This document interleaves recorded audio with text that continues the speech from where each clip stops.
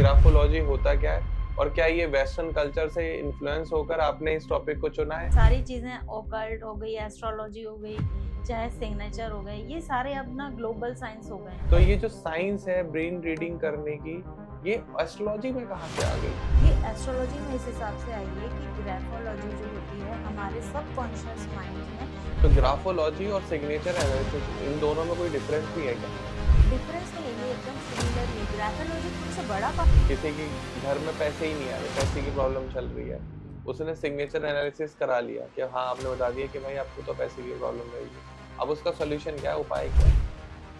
Again यहाँ पर numerology rule कर जाती है। जिस तरह से हमने देखे हैं डेस्टिनी नंबर होते हैं और कंडक्टर नंबर होते हैं। अब इन साइंस है वो पहले कहाँ थी, अब ये इतनी ज्यादा पॉपुलर क्यों हो रही है? क्योंकि आज से 15 साल 20 साल पहले तो हमने सुना भी नहीं था कि आप सिग्नेचर से जो है लोगों का भविष्य बता सकते हैं या उनकी पर्सनैलिटी के बारे में बता सकते हैं। पहले भी ये साइंस था ही, पहले भी लोग फायदा उठाए रहते हैं। हम प्रिंट से भी हो जाता है इम्प्रेशन, हम इम्प्रेशन से भी। सक्सेस एनर्जी को अगर पहचानना है तो सिग्नेचर में क्या आप चेक करते हो कि इसकी लाइफ में सक्सेस तो है, तो वो कौन से लेटर्स होते हैं और वो कौन सा पार्ट इम्पोर्टेंट होता है? क्लियरिटी देखी जाती है सबसे पहले तो, कि विजिबल कितने हैं सिग्नेचर। जितने ज़्यादा विजिबल होंगे ना, उसकी लाइफ में उतनी ज़्यादा सक्सेस होगी। और जितने ज़्यादा लूप्स और अपना सिग्नेचर चेंज कर दिया, अब आप कह रहे हो कि your signature is your brain reading, ठीक है, लेकिन ब्रेन तो वही है ना, सबकॉन्शियस माइंड भी वही है जो पर सालों से ब्रेन ट्रेन। वही है, लेकिन ब्रेन के अंदर की ट्रेनिंग, अंदर जो प्रोग्रामिंग है वो तो बदल जाएगी ना। मोबाइल मान लीजिए वही है, लेकिन सिम कार्ड दूसरा डाला तो कुछ दूसरे डेटा नहीं चलेंगे उसमें। नमस्कार दोस्तों, राधे राधे। स्वागत है आपका एक और नए पॉडकास्ट में। तो आज के पॉडकास्ट में हम समझेंगे न्यूमरोलॉजी और सिग्नेचर एनालिसिस का क्या आपस में कोरिलेशन है। मतलब आपके नंबर्स का, आपके मूलांक का, आपके भाग्यांक का, आप जो सिग्नेचर करते हैं, जो आप अपने हाथ से सिग्नेचर करते हैं। आपने सुना होगा लोग ग्राफोलॉजी करके एक टर्म होती है जिसमें लोग सिग्नेचर पढ़ के ही बता देते हैं कि ये इंसान अपनी लाइफ में क्या कुछ बड़ा करने वाला है। बहुत सारे सेलिब्रिटीज ने कंसल्ट करके अपने सिग्नेचर को चेंज भी किया है, प्रैक्टिस करा है, बैंक में जाके चेंज करा, आधार में, पैन में, हर डॉक्यूमेंट्स में चेंज करा। तो सिग्नेचर में एक बहुत बड़ी पावर होती है। और नंबर्स तो आपको पता ही है कि कितने पावरफुल होते हैं। हर दुनिया में नंबर्स हर जगह छिपे हुए हैं। ये वीडियो आप देख रहे हो तो हो सकता है किसी नंबर वाली वीडियो हो, कुछ नंबर्स ऑफ व्यूज आए, कुछ नंबर्स पैसे आपके अकाउंट में हो। आप नंबर्स के पीछे भाग रहे हो कि भाई अभी 10 लाख रुपए मेरे अकाउंट में, 10 करोड़ हो जाए, 100 करोड़ हो जाए। तो रेस लगी हुई है नंबर्स के बीच में कि मैं दुनिया का नंबर 1 आदमी हूँ, मैं नंबर 1 एक्टर हूँ, मैं नंबर 1 पैसे वाला हूँ, मैं नंबर 1 एंटरप्रेन्योर हूँ। नंबर 5 वाला कोशिश कर रहा है नंबर 1 पे आ जाऊं, तो वो कुछ उन्हीं नंबर्स की खेल के बीच में आज ये पॉडकास्ट हमने प्लान करा है कि नंबर और सिग्नेचर, इन दोनों का आपस में क्या कोरिलेशन है। इसको हम इस पॉडकास्ट में बस्ट करेंगे, इस टॉपिक को। तो बिना किसी देरी के स्वागत करते हैं मिस विजय लक्ष्मी मैम का। नमस्कार ma'am, Radhe Radhe. Thank you Dhruv sir, Radhe Radhe. मेरे ऑडियंस को बहुत बहुत थैंक्स कि मेरे रील्स पसंद आ रहे हैं उनको, और मैं उन्हीं की बेटरमेंट के लिए एक और अच्छा टॉपिक लेकर आ रही हूँ, जो है हमारा न्यूमरोलॉजी और ग्राफोलॉजी, सिग्नेचर का कोरिलेशन। ठीक है। तो इससे अब हम जानेंगे जो भी हमारे वहां पर इनकम्प्लीट रह गए थे, वो सारे क्वेश्चन यहाँ आज कवर कर लेंगे हम। बिल्कुल बिल्कुल। तो मैम पहला क्वेश्चन यही है कि ये ग्राफोलॉजी होता क्या है और क्या ये वेस्टर्न कल्चर से इन्फ्लुएंस होकर आपने इस टॉपिक को चुना है, और क्या इसके जो टर्म्स हैं और जो लॉजिक्स हैं वो वेस्टर्न कल्चर से आए हैं? देखिए सर, ये सब सारी चीजें ओकल्ट हो गई, एस्ट्रोलॉजी हो गई, चाहे सिग्नेचर हो गए, ये सारे अब ना ग्लोबल साइंस हो गए हैं। ग्लोबल रिकॉग्निशन हो गई है इनकी। तो सबसे पहले मैं बताना चाहूंगी कि जो भी हमारी मोडालिटीज होती हैं, जिनसे हम अपनी पर्सनालिटी को, फ्यूचर को, पास्ट को, सब चीज़ों को हम एनालिसिस करते हैं। तो अब इन मोडालिटी को दो पार्ट में डिवाइड कर देते हैं। एक हो जाती है साइंटिफिकल, एक हो जाती है नॉन साइंटिफिकल। तो नॉन साइंटिफिकल में हमारे सारे एस्ट्रोलॉजिकल आ गए, जिसमें हम प्लैनेट की पोजीशन, दशा, ग्रह, ये सारी चीजें देखते हैं। इवन टैरो भी इसी में आ गया नॉन साइंटिफिकल में। लेकिन एक विधा ऐसी है जिसको हम सिग्नेचर या ग्राफोलॉजी बोलते हैं। ये टोटल साइंटिफिकल है। क्यों साइंटिफिकल है? क्योंकि इसे ना इसको कहा जाता है, it's not a hand writing, it's a brain writing. Brain अगर राइटिंग करता ना, तो आपके हैंड से क्या टेक्सचर बनाता पेपर पर, वही हमारा सिग्नेचर या ग्राफोलॉजी है। ग्राफोलॉजी एक वास्ट सब्जेक्ट हो गया, जिसमें हम हमारे सारे राइटिंग के पैटर्न डिकोड कर लेते हैं। चाहे हम पेंटिंग कर रहे हैं, चाहे हम कोई लेटर्स लिख रहे हैं, चाहे हम कोई पैराग्राफ लिख रहे हैं, वो सारा ग्राफोलॉजी हो गया। बट सिग्नेचर सिर्फ अपने सिग्नेचर, एक आपका जो भी इनिशियल यूज करते हैं आप, उसको हम कैसे लिखते हैं, वो पूरा एक अलग साइंस हो गया, ग्राफोलॉजी का एक पार्ट हो गया, वो है सिग्नेचर एनालिसिस। तो अब जैसे सिग्नेचर कोई कर रहा है, ठीक है, तो आपने कहा कि वो उसकी ब्रेन रीडिंग है, ठीक है, हम ब्रेन के अकॉर्डिंग उसको हम रीड कर रहे हैं। तो ये जो साइंस है ब्रेन रीडिंग करने की, ये एस्ट्रोलॉजी में कहाँ से आ गई? ये एस्ट्रोलॉजी में इस हिसाब से आई है कि ग्राफोलॉजी जो होती है, हमारे सबकॉन्शियस माइंड्स में जो भी पैटर्न्स बन रहे हैं, जो भी हमारे दिमाग में, आपने देखा है कभी हम फ्री बैठे रहते हैं, हमारे सामने अगर पेपर पेन है ना, तो हम कुछ भी स्ट्रक्चर कुछ भी बना रहे होते हैं, तो उस वो स्ट्रक्चर भी जो हम बना रहे हैं, या तो जिगजैग बना रहे हैं, या क्रॉस बना रहे हैं, स्क्वायर बना रहे हैं, कई बार हम पेंटिकल्स बना रहे होते हैं। जब भी आप ट्राई करना कि आप जब आप स्टार्स वगैरह बना रहे होते हैं, तब आप माइंड में पैसों के बारे में सोच रहे होते हैं। कई बार आप लूप्स वगैरह बना रहे होते हैं ना, तो आप सोच रहे होते हैं यार मैं फंस गया हूँ, मेरे को थोड़ा फ्री होना है, मेरे को थोड़ा निकलना है। मतलब आपकी ब्रेन की सारी सबकॉन्शियस माइंड की जो भी ग्राफ, जो भी सिचुएशन चल रही, वो सारी पेपर पर आ रही होती है। तो इसीलिए इस साइंस को हमने यहाँ पर, हमारे जो ओकल्ट इंटरनेशनल ओकल्ट कम्युनिटी है, इसमें भी और बाकी 15 सेंचुरी से इसको डायग्नोज किया जा रहा है कि इसका क्या कोरिलेशन निकाला जाए कि हमारे प्लैनेट्स के थ्रू, सारा खेल प्लैनेट्स का ही है, यहाँ भी प्लैनेट्स ही इनकॉर्पोरेट होते हैं। प्लैनेट्स के थ्रू इसको टाइम बाउंडेशन और अपनी पर्सनालिटी के साथ क्या कोरिलेशन बनाया जाए कि कुछ चीजें निकल के आए, कुछ फैक्ट्स निकल के आए। तो एक्चुअल में तो ये देखिए इंडिया से ही निकली हुई साइंस है, इंडिया से बढ़ के तो कहीं कोई विद्या है ही नहीं। और हमारे जो 4 वेद है, उसमें से ऋग्वेद है, उसमें ये सब चीजों का उल्लेख है। तो यहाँ कोरिलेशन दिख गया कि एस्ट्रोलॉजी से कनेक्शन है। अब जब ये सृष्टि की रचना हुई थी, तो ब्रह्मा जी ने सबसे पहले अपने 7 मानस पुत्र बनाए थे, ऋषि वशिष्ठ, जिसमें सबसे प्रथम सप्त ऋषि माने जाते हैं।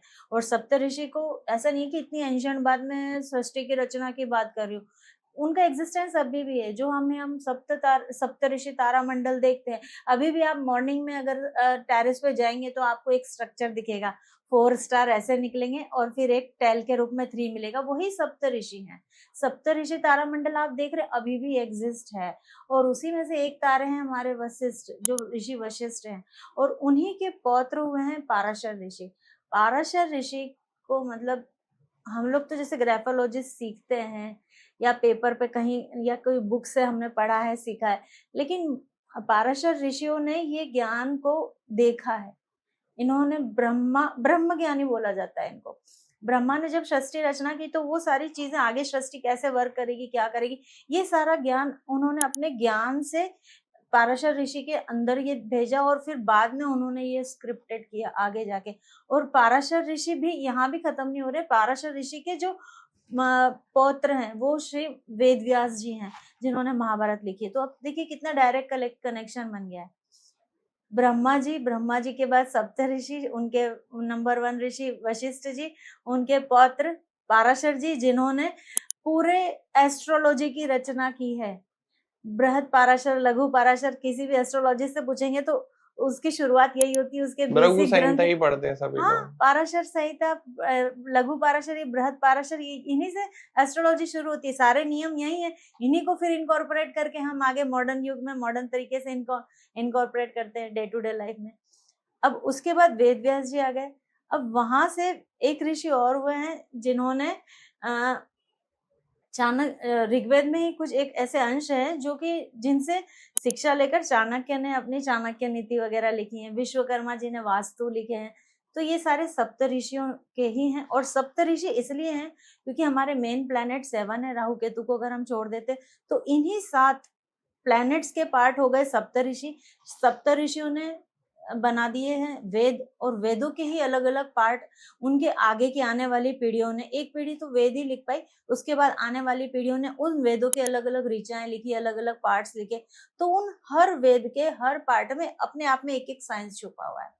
और उन्हीं में से एक साइंस है जो, जब वाल्मीकि जी आश्रम में श्री राम जी को अपने यहाँ गुरुकुल में एडमिशन दे रहे थे, या और भी बहुत सारे इस तरह के राम जी की तरह शिष्य थे, तो उन सबका जब एडमिशन हुआ, तो जैसे अभी एंट्रेंस एग्जाम होती है ना, तो उस समय भी होती थी। तो उस समय एंट्रेंस एग्जाम में वो कुछ श्लोक या कुछ ऐसे सेंटेंस पैराग्राफ लिखवाते थे, और उसी से वो लोग पूरी तरह से उनकी माइंड की करंट पोजीशन को वो लोग डायग्नोस कर लेते थे कि अभी करंट सिचुएशन क्या है, और ये यहाँ आने के लिए इनको किस तरह से मोल्ड करना है। तो उसी तरह से श्री राम की भी हुई थी। और वाल्मीकि जी ने उन्होंने उनको अपने यहाँ एंट्री दी थी और पूरी गुरुकुल की शिक्षा हुई थी उनकी, ये चीजें वहीं से निकली और अभी भी सेम वही होता है। 15th सेंचुरी में फर्स्ट ग्राफोलॉजी नाम से, सिग्नेचर एनालिसिस नाम से फर्स्ट बुक लिखी थी, जिसको हम लोग पढ़ के यहाँ तक पहुंचे हैं, वो 15th सेंचुरी में आई थी। उसके बाद फिर ग्राफोलॉजी ने पीछे मुड़ के नहीं देखा। उसके बाद फिर हमारे वेदों से निकल के ये 15th सेंचुरी में आ गई। उसके बाद से 19th सेंचुरी में इसमें सबसे ज्यादा काम हुआ। वहां पर यूएस की बात है, यूएस में और ऑस्ट्रेलिया में, साउथ अफ्रीका में ज्यादा काम हुआ है ग्राफोलॉजिस्ट पे। वो इसलिए कि उन्होंने वहां पर बहुत बड़े बड़े इंस्टीट्यूशन होते थे, बड़ी बड़ी कंपनियां होती थी, मल्टीनेशनल कंपनियां, तो वहाँ बहुत सारे एम्प्लॉय की जरूरत पड़ती थी, सारे एम्प्लॉय काम करते थे। अब वहाँ कुछ एम्प्लॉय, हर जगह ऐसे ही होता है कि भाई जरूरत है बट एम्प्लॉय उतने मिल नहीं पा रहे हैं या छोड़ छोड़ के भाग रहे हैं, फ्रस्ट्रेट हो जा रहे, तो उनकी राइटिंग के एनालिसिस किए गए और राइटिंग एनालिसिस से बहुत जल्दी उनके ब्रेन की राइटिंग को समझ के, उनके ब्रेन के स्ट्रक्चर को, उनकी साइकोलॉजी को समझने में हेल्प मिली। तो वहां पर समझ में आ गया कि अगर इनकी राइटिंग ऐसी है और इनकी साइकोलॉजी इस तरह से इसको कोरिलेशन कर रही, तो क्यों ना इसको चेंज किया जाए। तो फिर वहां से फिर एक राइटिंग पैटर्न्स की शुरुआत हुई। कुछ पैटर्न्स उनको दिए गए, कुछ दिनों की प्रैक्टिस दी गई, उसके बाद उनकी साइकोलॉजी में काफी चेंजेस देखने को मिले। जो काम वो पहले नहीं करना चाहते थे उसमें यूज टू हो गए। हाँ, और इसी तरह से फिर इस चीज को फिर अगर क्राइम वर्ल्ड में भी देखा गया कि जितने भी मैक्सिमम वहां पर बहुत बड़ी बड़ी सेल होती हैं, बहुत सारे क्रिमिनल हैं, तो उन क्रिमिनल्स के कुछ राइटिंग पैटर्न्स या पैराग्राफ्स लिए गए, तो उन पैराग्राफ्स को भी एनालिसिस किया गया। तो जो क्रिमिनल टेंडेंसी के पर्सन थे उनमें सारे लोगों में कुछ कुछ सेम सिमिलैरिटीज मिली। तो वहां से भी डायग्नोज हो गया, वहां से ये प्रूफ हो गया कि ये ब्रेन की राइटिंग है, ये साइकोलॉजी को डिकोड करने की पावर है इसमें। ठीक है, तो ग्राफोलॉजी और सिग्नेचर एनालिसिस, इन दोनों में कोई डिफरेंस भी है क्या?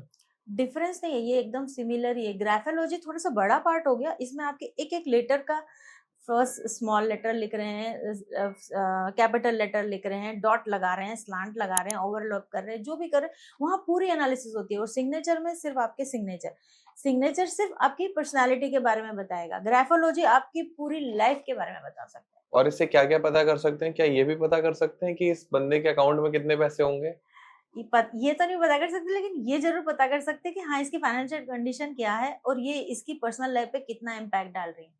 ओके, कई बार किसी के पास बहुत पैसा होता है लेकिन फिर भी वो सेटिस्फाई नहीं होता, तो ये उसके सिग्नेचर में दिख जाता है। मतलब आप सिग्नेचर से ये पता लगा सकते हो कि ये अपने घर में फाइनेंशियली प्रॉब्लम है, ये हाँ, इसके घर में जो है इवन अब अभी तो हम मैरिज की कंपेटेबिलिटी भी चेक कर रहे हैं। सीरियसली। हाँ, इससे मालूम पड़ जाता है कि आपका पार्टनर ऐसा तो नहीं कि नार्सिसिस्ट है, अभी अच्छी अच्छी बातें कर रहा है और सेकंड ईयर के बाद मालूम पड़े डिवोर्स की नौबत आ जाए। क्या बात कर रहे हो? मेरा तो आज ही चेक कर लो आप। ये भी पता कर सकते हैं सिग्नेचर एनालिसिस से कि इन दोनों बिजनेस पार्टनर की आगे चल के बनेगी या नहीं बनेगी। डेफिनेटली, ये तो बहुत ही चीज है। तो लेकिन न्यूमरोलॉजी का क्या रिलेशन है इससे अपना सिग्नेचर एनालिसिस से? न्यूमरोलॉजी का ये रिलेशन है, जैसे हमारा सिग्नेचर होता है, तो जितना बड़ा सिग्नेचर होता है ना, उतना बड़ा पूरा उसको पूरी आपकी लाइफ स्पान में डिवाइड कर दिया जाता है कि आपका आपका जो सिग्नेचर का फर्स्ट लेटर होता है ना, वो आपका बचपन बताता है, स्टार्टिंग फेज, कि कैसी आपकी पर्सनालिटी बनेगी, आपकी हाइट कितनी जाने वाली है, कॉम्प्लेक्शंस कैसे जाने वाले हैं। उसके बाद आप समझिए एकदम, जैसे कि मुकेश अंबानी का सिग्नेचर अगर देखें तो बहुत अच्छा, उनकी लाइफ भी सब स्मूथ, सब कुछ सही, लेकिन एंड में जाके उन्होंने थोड़ा सा ट्विस्ट डाला लाइफ में, उसकी वजह से उनके थोड़े से हेल्थ इशू, जैसे पिछले पॉडकास्ट में आपने बोला था उनका पेट निकला है, उनको प्रॉब्लम्स हैं, हेल्थ इशू हैं। तो वो ये जो सिग्नेचर का लास्ट पार्ट होता है ना, वो आपके लाइफ के लास्ट फेज को इंडिकेट करता है। अब ये सारे जो पीरियड्स होते हैं ये प्लैनेट्स के अकॉर्डिंग ही डिवाइड होते हैं, तो यहाँ न्यूमरोलॉजी का कोरिलेशन आ जाता है सिग्नेचर के साथ। मान लीजिए किसी की घर में पैसे ही नहीं आ रहे, पैसे की प्रॉब्लम चल रही है, उसने सिग्नेचर एनालिसिस करा लिया कि हाँ, आपने बता दिया कि भाई आपको तो पैसे की प्रॉब्लम रहेगी, अब उसका सॉल्यूशन क्या है, उपाय क्या है? अगेन यहाँ पर न्यूमरोलॉजी रूल कर जाती है।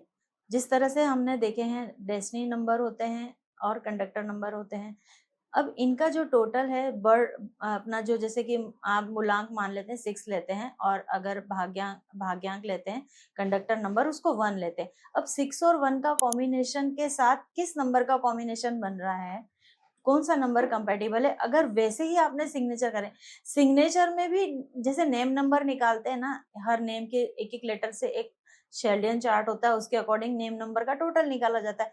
सेम चीज सिग्नेचर के लिए भी होती है। अच्छा। सिग्नेचर में भी एक एक लेटर्स जो जो दिख रहे हैं विजिबल जो हैं, उन लेटर्स के टोटल निकाल के उनका कोरिलेशन देखा जाता है कि आपका मूलांक भाग्यांक किस तरह से कंपैटिबल है, किस तरह से आपके लिए सक्सेसफुल है, बेनिफिशियल है।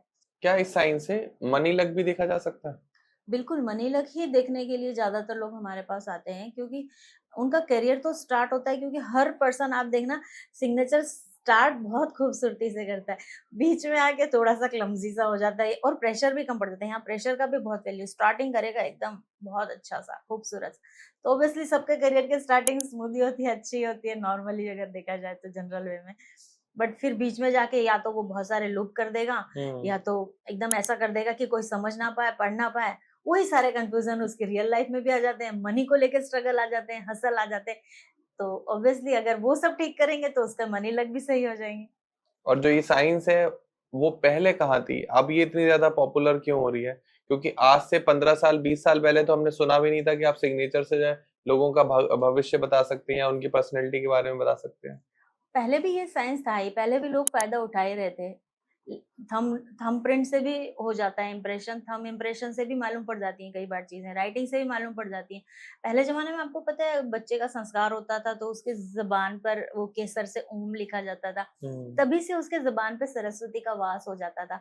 वो बोलता है, वो अगर पेपर भी चला रहा है, कई बार आपने देखा होगा छोटे बच्चों को मम्मी वो पेपर्स दे देती हैं, कलर्स दे देती हैं, वो उसमें हाथ भिगा के कुछ आकृतियां बनाते हैं। उसी वो सब ब्रेन की साइकोलॉजी ही दिखाता है, वो कौन से कलर को चूज कर रहा है, कौन से कलर से क्या पैटर्न बना रहा है। कई बार आप देखना ऐसे फ्लावर जैसे पैटर्न दिख के आते हैं, किसी चीज में बर्ड्स खाली दिखेंगी तो समझे कि हाँ वो अब्रॉड जाने का सोच रहा है, या हायर एजुकेशन के बारे में उसके सारे स्टार्स फेवर हैं। ये चीजें सब समझ में आ जाती है बचपन से ही। इवन इसका अभी सबसे ज़्यादा पॉपुलैरिटी इसलिए हो रही है क्योंकि अब लोग समझ पा रहे हैं कि व्हाट इज़ सबकॉन्शियस माइंड। अभी तक सब लोग सबकॉन्शियस माइंड के बारे में सोचते थे, हम जगे हैं, हम जो उठे हैं, देख रहे हैं, सोच रहे हैं, बात कर रहे हैं, कोई हमसे आया मिलने, उसकी एनर्जी भी हम देख के सोच के समझ जाते हैं कि ये पर्सन नेगेटिव है या पॉजिटिव है, या हमें क्या एनर्जी देके गया, ये चीज़ें हम उसकी देखने से, बोलने से समझ जाते हैं। लेकिन जब हम सबकॉन्शियस माइंड की बात करते हैं तो उसके बारे में अभी ज़्यादा अवेयरनेस आई है, उसी से हमारी साइकोलॉजी डिसाइड होती है। अब ये तो मैजिक आप में भी होगा कि कोई पर्सन आपसे मिलने आया, आधा 1 घंटा बात की कर रहा है आपसे, तो आप उसके बारे में काफ़ी चीज़ें समझ जाते हैं, ये कितना फेक है, ये कितना रियल है, इसकी एक्चुअल पर्सनैलिटी क्या है, इसका नॉलेज क्या है, सब समझ में आ जाता है।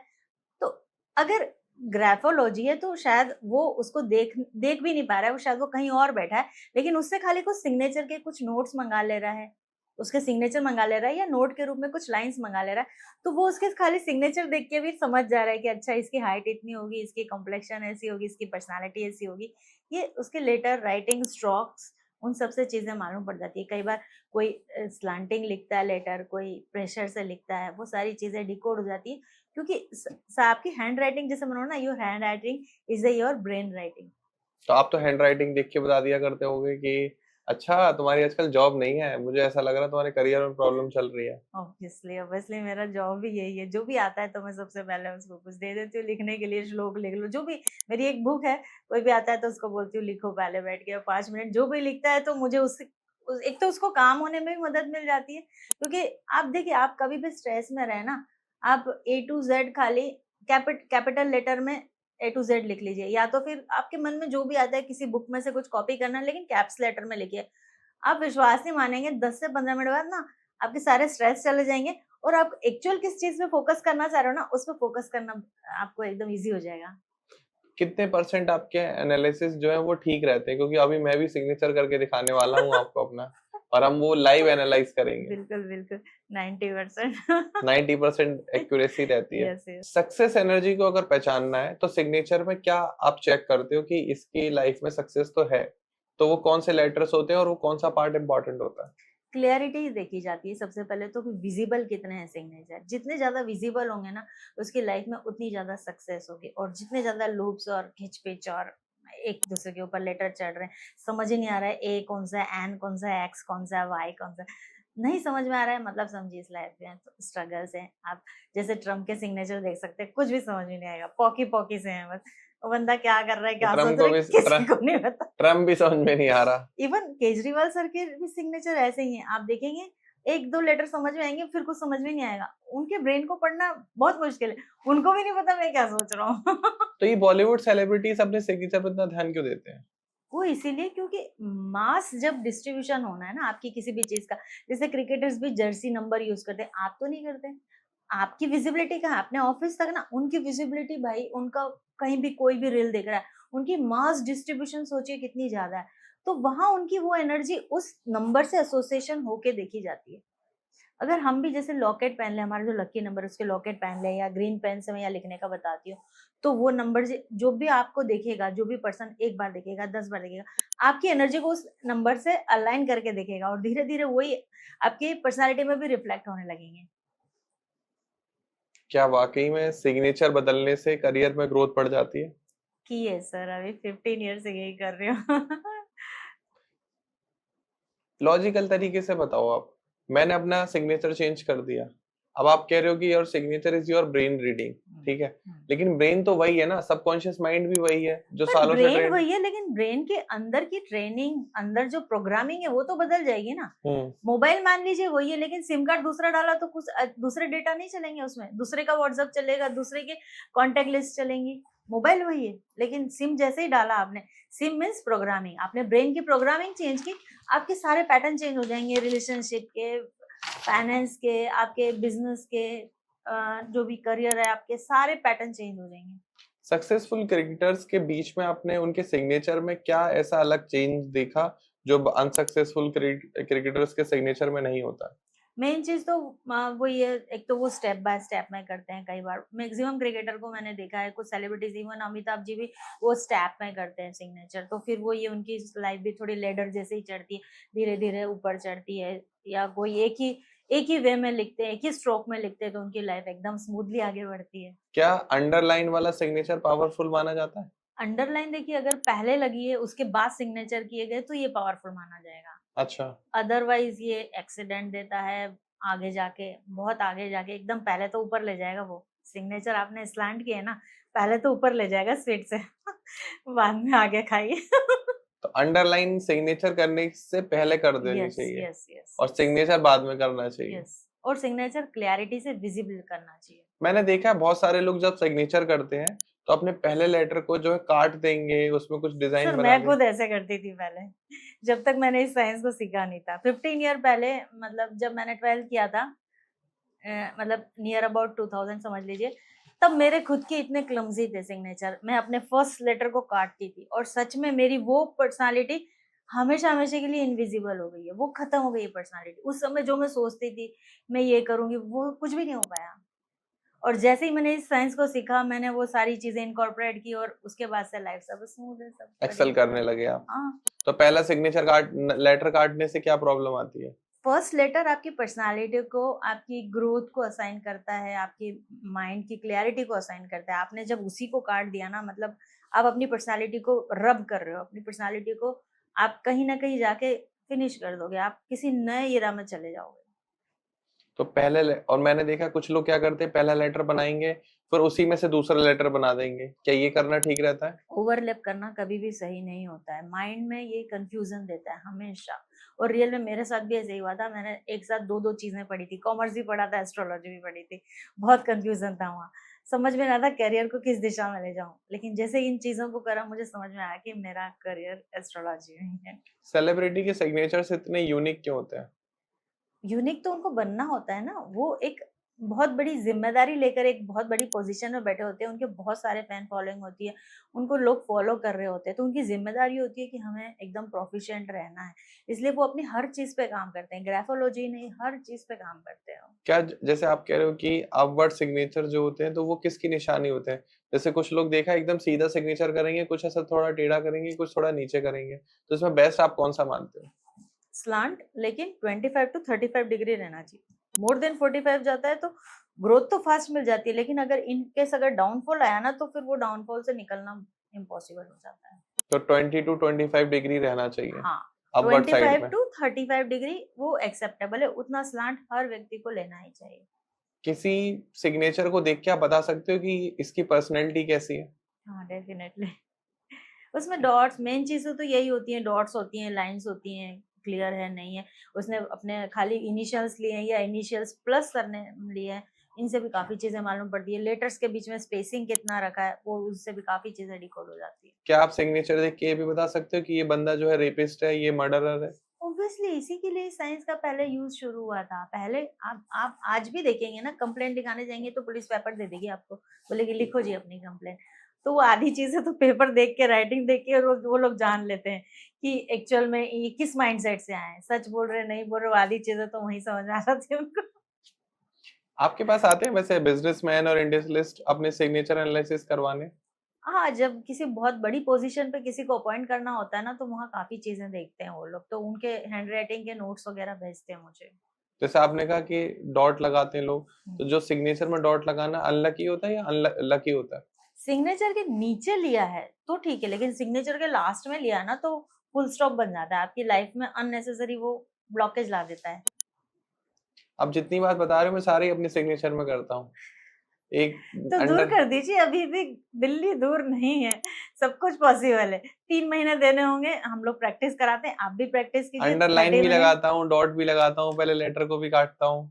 डॉट ना लगाइए, उतना तो आप बंद कर सकते हैं। लाइन पहले लिखिए, बाद में सिग्नेचर कर दीजिए, इतना ही चेंज करना है। क्या मोबाइल एस्ट्रोलॉजी और सिग्नेचर एनालिसिस इसमें भी कोई कनेक्शन है?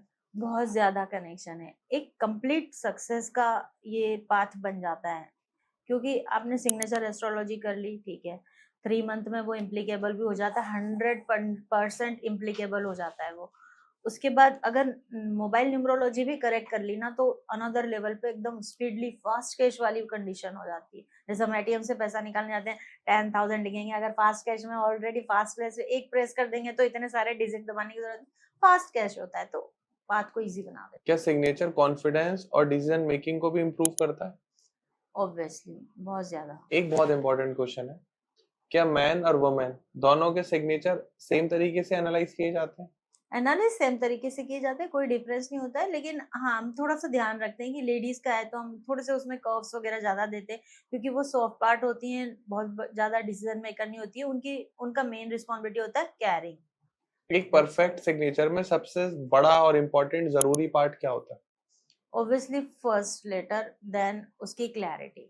एक बहुत इंपॉर्टेंट क्वेश्चन है, क्या ऑफिशियल सिग्नेचर और ऑटोग्राफ सेम होने चाहिए या अलग अलग होने चाहिए? अलग-अलग हो सकते हैं, क्योंकि ऑटोग्राफ तो वो होते हैं ना जो आपकी मास में, पब्लिक में इमेज जो बनाते हैं।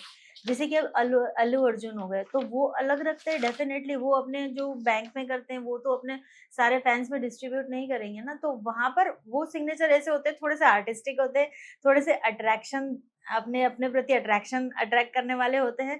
प्लस ऑफिशियल सिग्नेचर ऐसे होते हैं जिससे उनकी पर्सनल प्रोफेशनल लाइफ बैलेंस रहे। तो हम कुछ बॉलीवुड सेलिब्रिटीज के बारे में डिस्कस करेंगे दोस्तों, जिनके जो सिग्नेचर है उसके बारे में समझेंगे कि इनके सिग्नेचर में क्या कोई करेक्शन की जरूरत है या जो ये सिग्नेचर कर रहे हैं they are doing their perfect job. तो पहला नाम है शाहरुख खान। तो शाहरुख खान सर के नेम में ना एस लेटर बहुत पीछे से जाता है, तो मैंने अपने एक पॉडकास्ट में पहले भी बोला हुआ है कि वो थोड़े से ब्लेस्ड हैं, वो अपने पास्ट कर्मा से अपने ये सारा जो भी करंट लक जो चल रहा है, वेल्थ, फैम, ये सब वहां से लेके आते हैं, तो वो उनके सिग्नेचर में भी दिखता है, वो एस का स्ट्रोक ना बहुत पीछे तक जाता है, तो इसका मतलब ये है कि वो पास्ट लाइफ से सारी ब्लेसिंग्स ले। अमिताभ बच्चन।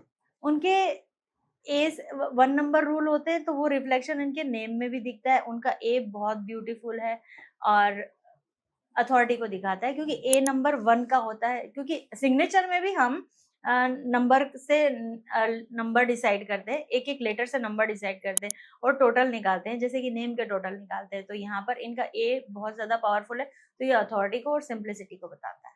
सलमान खान। सलमान खान सर का थोड़ा-सा एस का लूप नीचे से बहुत बड़ा है, वो पास्ट की कोई भी चीज़ दिल में बिठा लेते तो जल्दी से भूल नहीं पाते।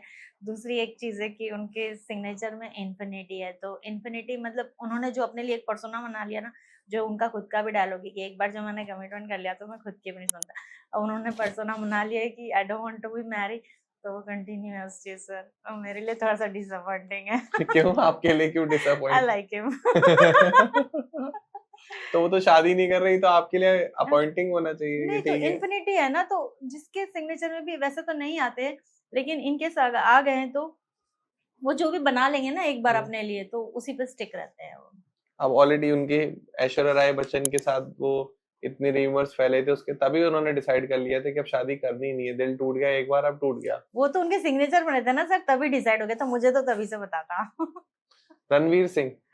रणवीर सिंह बहुत ज्यादा अथॉरिटिव है, और जिसे हमने पिछले पॉडकास्ट में बात करी थी कि शम्मी कपूर जी में जो एनर्जी थी, वो अगर किसी के बाद है तो वो रणवीर सिंह, तो उनके सिग्नेचर में वो एनर्जी वाला लुक देखने को मिला है मुझे। दीपिका पादुकोण। दीपिका पादुकोण मैम बहुत ज्यादा इमोशनल है, बहुत ही ज्यादा इमोशनल है, जितना वो दिखाती है ना मीडिया में उससे ज्यादा इमोशनल है वो, ओवर इमोशनल है। इवन उनका जब सिग्नेचर देखेंगे ना, उनके डी में एक उल्टा हार्ट दिखता है, जो दिखाता है एक मेजर हार्ट ब्रेक उनको फेस करना पड़ेगा। आलिया भट्ट। आलिया भट्ट मैम जैसी दिखती हैं वैसी ही स्वीट सी, सॉफ्ट सी, यूथफुल एकदम, किसी भी बोल्ड से बोल्ड कैरेक्टर में देखा है, गली बॉय हो गया, उड़ता पंजाब हो गया, लेकिन उनमें जो स्वीटनेस है, यूथ है, वो हमेशा बरकरार रहती है। दूसरा उनके एक सिग्नेचर में एक सबसे बेस्ट चीज देखने को मिली है कि एडेप्टेबिलिटी। इसका मतलब होता है कि वो जिस रोल में बैठेंगी ना, वो चाहे वो गंगूबाई करें, चाहे वो स्टूडेंट ऑफ द ईयर करें, वो जिस रोल में रहेंगी ना उस रोल में ही दिखेंगी। वो आलिया भट्ट कभी नहीं दिखेंगी आपको, एडेप्टेबिलिटी बहुत ज्यादा है उनमें। अक्षय कुमार। अक्षय कुमार सर जैसे हैं, फोकस एकदम, डिसिप्लिन, वो एकदम आर्मी वाला कड़कपन उनके सिग्नेचर में भी है। रणबीर कपूर। रणवीर कपूर सर का मेरे को थोड़ा सा कॉन्ट्राडिक्शन लगता है। नॉर्मली जब मैंने सिग्नेचर उनके एनालिसिस किए थे तो मुझे थोड़ी सी शाय पर्सनालिटी दिखे थे, मे बी वो रियल में भी शाय हो, मैं उनसे मिली नहीं हूँ, लेकिन हाँ उनके सिग्नेचर में वो दिखता है कि वो थोड़े से इंट्रोवर्ट है। प्रियंका चोपड़ा। प्रियंका चोपड़ा मैम ने जब वो 12th में थी तभी उन्होंने अपने सिग्नेचर बनवाए थे, और प्रॉपर ग्राफोलॉजी से कंसल्टेशन लेके बनाए थे, और वो ग्लोबल जाना चाहती थी और वो ग्लोबल चली गई। ये उनके सिग्नेचर में पहले ही डिजाइन हो चुकी थी चीजें। ऋतिक रोशन। ऋतिक रोशन सर के सिग्नेचर में मैं थोड़े से चेंजेस करना चाहूंगी, क्योंकि वो थोड़े से परफेक्शनिस्ट टाइप के हैं, जबकि उनको थोड़ा सा फ्लेक्सिबल होना चाहिए ताकि वो ज्यादा से ज्यादा रोल कर पाए, ज्यादा मूवी लेकर आ पाए। ज्यादा मूवी लेकर आए, हमको मुझे ज्यादा लग रहा है एंटरटेन आफ्टर करे। सलमान खान आपको ऋतिक रोशन पसंद है। कुछ इंडियन क्रिकेटर्स के बारे में भी डिस्कस कर श्योर लेते हैं। Sure sure. पहला नाम है विराट कोहली। तो विराट सर के सिग्नेचर में सबसे बढ़िया चीज दिखती है फियरलेसनेस।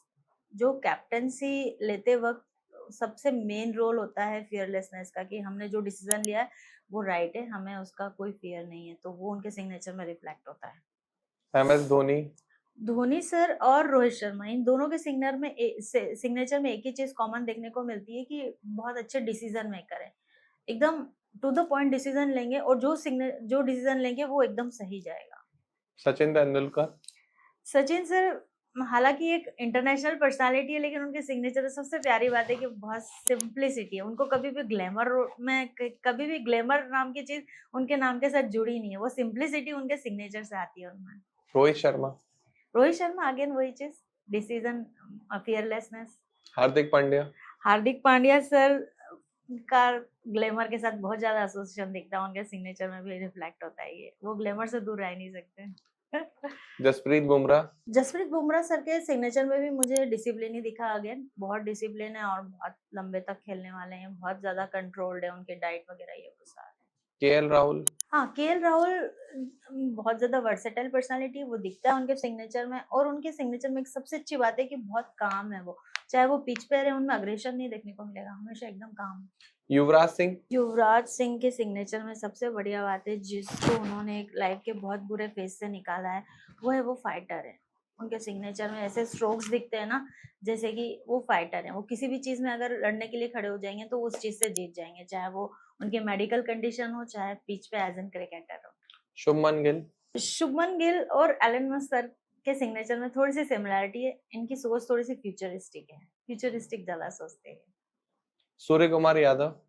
ये जैसे उनके गेम में दिखता है, ये एकदम अनप्रेडिक्टेबल है, इनके सिग्नेचर भी वैसे ही हैं। कुछ पॉलिटिशियंस के नाम लूंगा, इनके सिग्नेचर के बारे में बताइए। सबसे पहले मेरे पापा।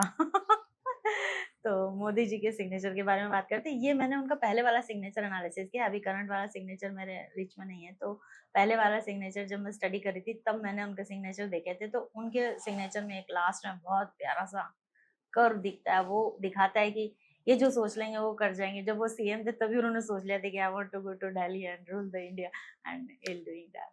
उसके बाद छोटे पापा मैंने अमित शाह। तो इन दोनों ने यही सोचा था कि અમે व्हाइट हाउस जाऊ छे ने ત્યાં ખાખરા અને ઢોકળા ખાવું છે और वो कर रहे हो लोग। राहुल गांधी।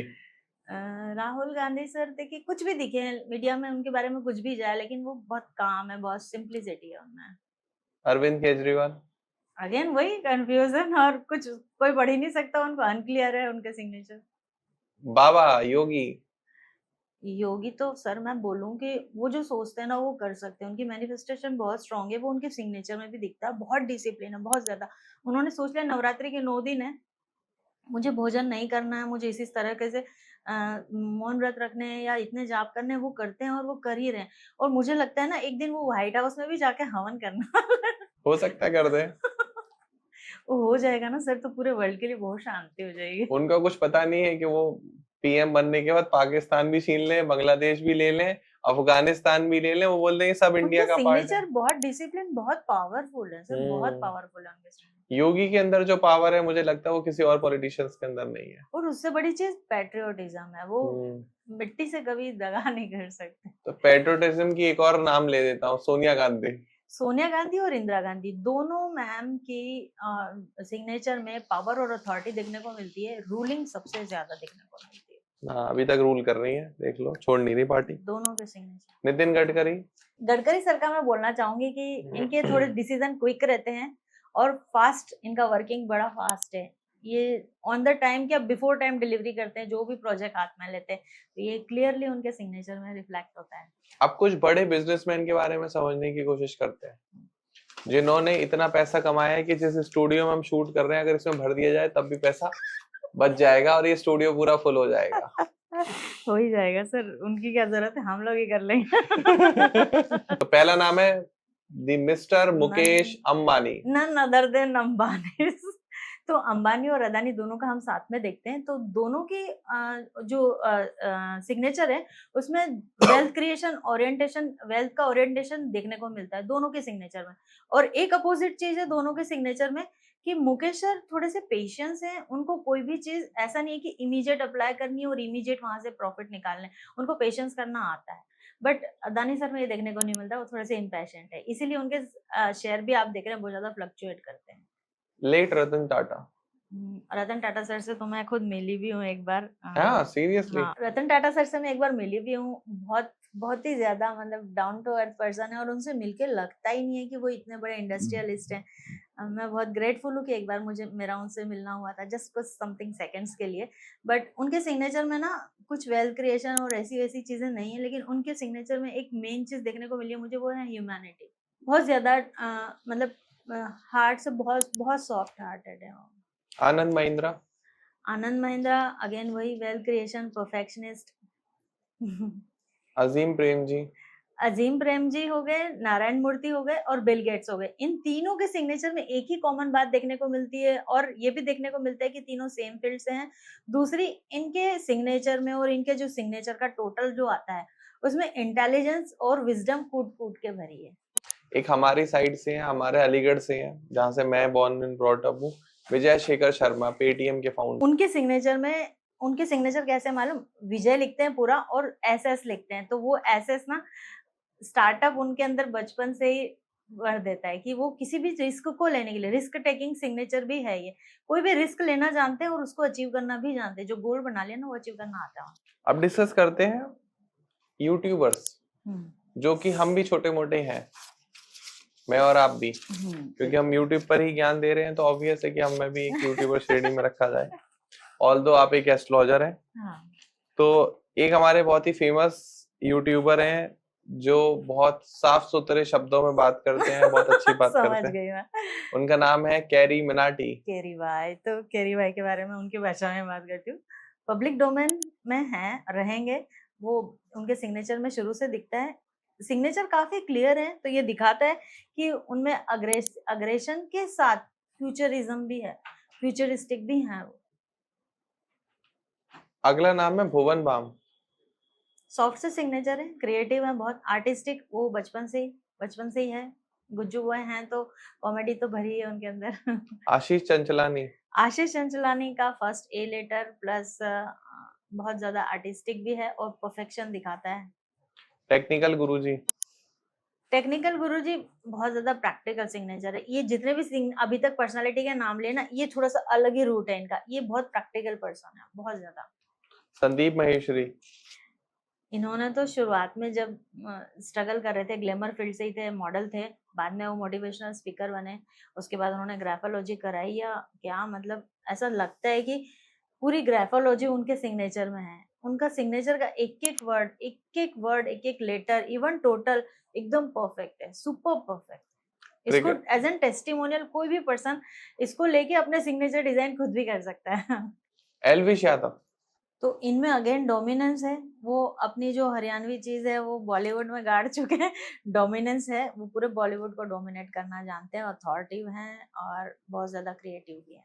कह सकते हो आप आने वाले टाइम में बॉलीवुड को डोमिनेट करेंगे? करेंगे करेंगे करेंगे, जैसे योयो पाजी ने किया ना, उस तरह से अब एलविश पाजी। अब कुछ इंटरनेशनल पर्सनैलिटीज के बारे में डिस्कस करते हैं। Sure. नाम सबने सुना है, इनके सिग्नेचर के बारे में बताइए।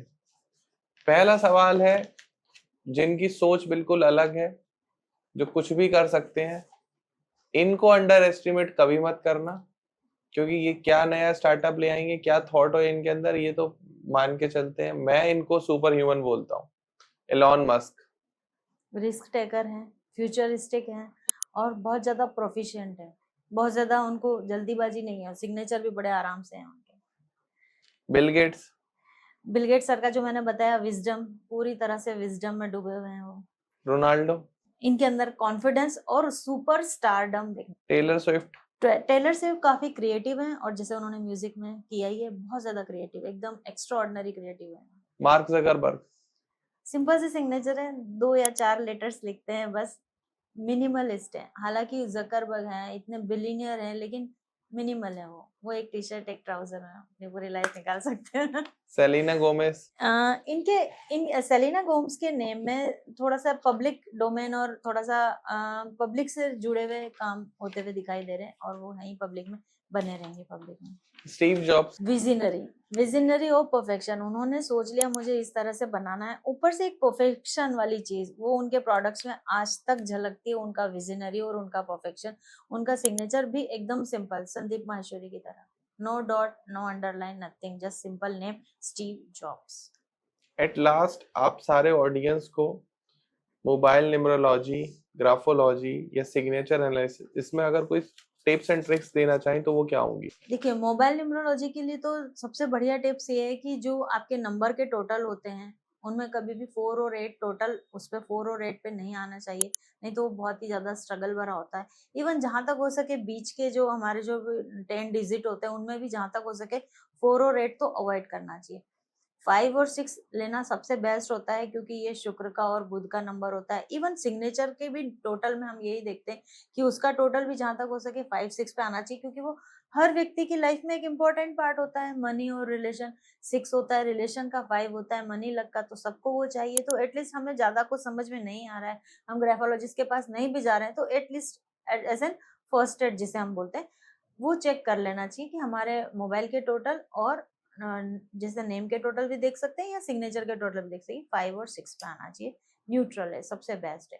अब सिग्नेचर की बात करते हैं तो सिग्नेचर में कभी भी लाइन नहीं होना चाहिए, वो एक्सीडेंट को भी दिखाती है, प्लस आपके एक किसी भी फील्ड में परफेक्शन को तो दिखाती है, लेकिन उस परफेक्शन का एक डाउनफॉल जरूर आता है, क्योंकि आप कितनी देर तक खड़े रहेंगे ना तिरछा, स्ट्रेट तो आपको होना ही पड़ेगा, या तो ऐसे होना पड़ेगा या ऐसे होना पड़ेगा। तो ऐसे होने का मतलब है कि आप थर्ड डायमेंशन में चले गए, और ऐसे होने का मतलब आप अर्श पे आ गए, फर्श पे आ गए। तो दैट्स वाई बहुत ज्यादा 45 तो नहीं होना चाहिए, 25 to 35 ले सकते हैं, क्योंकि एक हल्की ग्रोथ तो हमेशा बनाने के लिए हमें एक थोड़ा सा स्पीड तो लेने के लिए एक थोड़ा सा पोजीशन लेनी होती है, तो वो 25 to 35 अलाउड है, उससे ज्यादा स्लांट अलाउड नहीं है, और स्पेशली उसके नीचे लाइन तो बिल्कुल अलाउड नहीं है। अगर जो भी हमारा ये पॉडकास्ट देख रहे हैं, इमीडिएट अगर वो बेनिफिट चाहते हैं और बहुत ज्यादा ऑफिशियली चेंज नहीं भी करना चाहते हैं, तो पहले उस लाइन को बनाए, अंडरलाइन वाली लाइन को बनाए, उसके बाद सिग्नेचर बने। और ये बिल्कुल बंद कर दें कि अपने किसी भी लेटर को काटना नहीं है, चाहे आपने सरनेम के फर्स्ट लेटर को काटा है, चाहे नेम के फर्स्ट लेटर को काटा है, मतलब समझिए आपने वहाँ क्लैशेस खड़े कर दिए। अगर सरनेम को काट रहे हैं ना, आपकी पूरी कम्युनिटी में आपको क्लैशेस देखने को मिलेंगे, वहां से बदनामी देखने को मिलेगी, वहां से झगड़े देखने को मिलेंगे, कुछ ना कुछ क्लैशेस और ये सब चीजें देखने को मिलेगी। और खुद के नाम के साथ किया तो मतलब आप सबसे ज्यादा आर्ग्यूमेंटिव बन गए दूसरों की नजर में। ठीक है, तो अगर किसी को सिग्नेचर एनालिसिस अपना कराना है और सिग्नेचर चेंज कराना है, तो क्या प्रेफरेबल एज रहती है कि आपको लगता है कि आप इस एज तक तो आप करा ही लो? बिफोर मैरिज कराना सबसे बेस्ट रहता है, क्योंकि मैरिज के बाद काफी चीजें फिक्स हो जाती हैं, ऑलरेडी डेस्टिनी में रिटर्न हो जाती हैं, तो बिफोर मैरिज कर लिए जाए सबसे बेस्ट होता है। और जहां तक हो सके अगर बच्चा स्कूल जाने लगा है तब भी अपना नाम तो हर बुक पे लिखता ही है ना, तो वो नाम लिखने के लिए भी थोड़ा सा देख लेना चाहिए कि फर्स्ट लेटर वो बड़ा प्यारा सा बनाए, खूबसूरत बनाए और क्लमजी ना हो, एकदम आराम से सिग्नेचर करे, अच्छी राइटिंग में करे। और जब हम करियर में जैसे ही जाते हैं, हमारा फर्स्ट रेज्यूमे जब बनता है, हम उसमें साइन करते हैं, तो वो मस्ट है कि ग्राफोलॉजी से डिजाइन करके लिया जाए।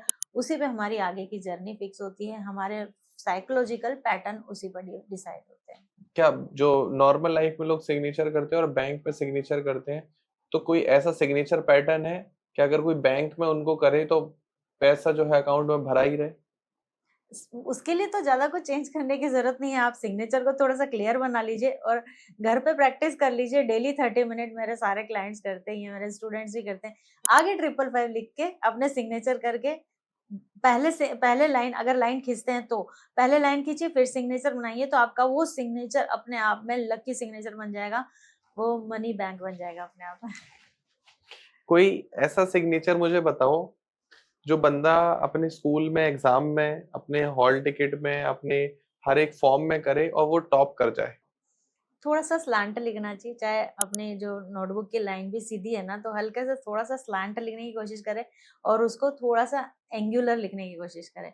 नॉर्मली हम क्या करते हैं, इंग्लिश में भी लिख रहे हैं तो एकदम स्ट्रेट स्ट्रेट लिखते हैं, थोड़ा सा उसको एंगुलर बना दें, थोड़ा सा इंप्रेसिव, थोड़ा सा हल्का सा प्रेशर, फर्स्ट लेटर पे हल्का सा थोड़ा सा प्रेशर बनाए, ताकि आप चाहते हैं ना कि आप कहीं भी एंटर करें अपनी पर्सनालिटी में, या आपकी आपकी जो आंसर शीट है वो भी जब एग्जामिनर चेक करे तो थोड़ा सा उसको देखते से ही, नेम देखते से थोड़ा सा इंप्रेशन लगे।